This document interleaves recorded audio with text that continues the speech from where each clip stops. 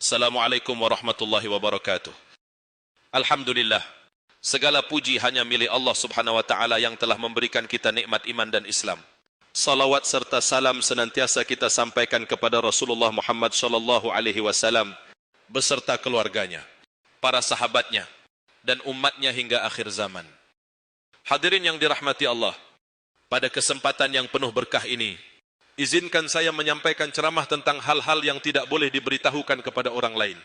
Dalam kehidupan sehari-hari, kita sering berbicara dengan keluarga, teman, atau tetangga. Namun, sebagai seorang Muslim, kita harus berhati-hati dengan apa yang kita sampaikan. Tidak semua hal layak untuk diberitahukan atau dibagikan kepada orang lain. Pertama, aib diri sendiri atau orang lain. Allah subhanahu wa ta'ala melarang kita untuk membuka aib, baik aib diri sendiri maupun orang lain. Rasulullah sallallahu alaihi wasallam bersabda, barang siapa menutupi aib seorang muslim, maka Allah akan menutupi aibnya di dunia dan akhirat. Hadis riwayat Muslim. Jika kita sendiri pernah melakukan kesalahan, bertaubatlah kepada Allah dan jangan menceritakan kesalahan tersebut kepada orang lain. Begitu juga dengan aib orang lain. Menjaga rahasia mereka adalah bentuk penghormatan terhadap sesama. Dua, rahasia yang diberikan kepada kita. Ketika seseorang mempercayakan rahasianya kepada kita, menjaga rahasia itu adalah amanah. Rasulullah sallallahu alaihi wasallam bersabda, apabila seseorang berkata sesuatu, kemudian ia pergi, maka itu adalah amanah. Hadis riwayat Abu Dawud.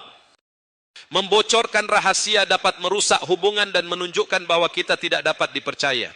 Sebagai seorang muslim, menjaga amanah adalah bagian dari akhlak yang mulia.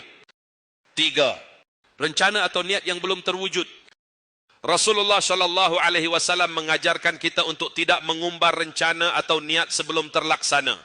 Dalam sebuah hadis disebutkan, mintalah pertolongan untuk menyelesaikan kebutuhanmu dengan merahasiakannya.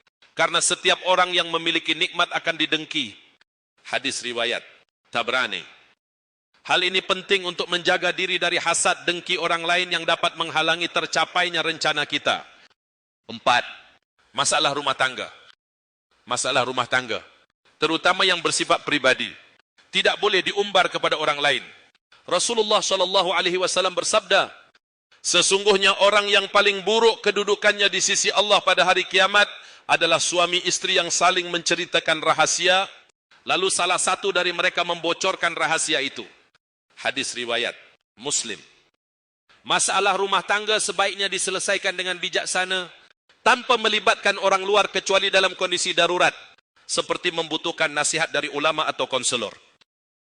Lima, amal kebaikan yang dilakukan. Amal kebaikan sebaiknya tidak diumbar kepada orang lain kecuali dalam situasi tertentu, seperti untuk menginspirasi. Allah subhanahu wa ta'ala berfirman, jika kamu menampakkan sedekahmu, maka itu adalah baik. Dan jika kamu menyembunyikannya dan memberikannya kepada orang-orang fakir, maka itu lebih baik bagimu. Quran Surat Al-Baqarah ayat 271. Mengumbar amal kebaikan dengan niat ria pamer dapat menghapus pahala amal tersebut. Hadirin yang dirahmati Allah, menjaga ucapan adalah bagian dari akhlak seorang muslim. Kita harus berhati-hati dengan apa yang kita sampaikan kepada orang lain. Hindari membicarakan hal-hal yang dapat menimbulkan dosa atau merusak hubungan. Semoga Allah subhanahu wa ta'ala senantiasa memberikan kita hikmah dan kebijaksanaan dalam menjaga lisan dan menyimpan hal-hal yang seharusnya menjadi rahasia. Wassalamualaikum warahmatullahi wabarakatuh.